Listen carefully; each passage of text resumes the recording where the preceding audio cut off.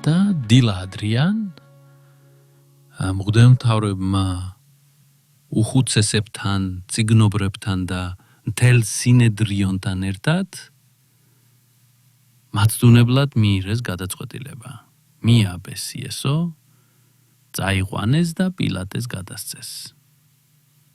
კითხა მას პილატემ: შეხარ იუდეველთა მეფე? იესო მიუგო და უთხრა: შენ ამბობ.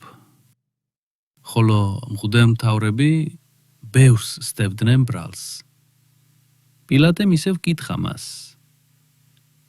არ პასუხობა არაფერს, აჰა, რამდენს გდებენ ბრალს.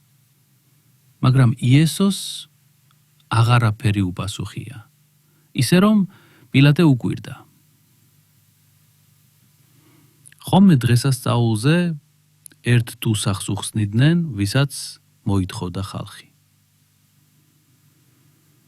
იყო იქ ბარაბა, რომელიც ამბოხისას მკვლელობაში იყო გარეული. ხალხმა დაიწყო გამოსვლა და ითხოვდნენ, რომ ჩვეულებისამებრ თუსაღი გაეთავისუფლებინა მათთვის.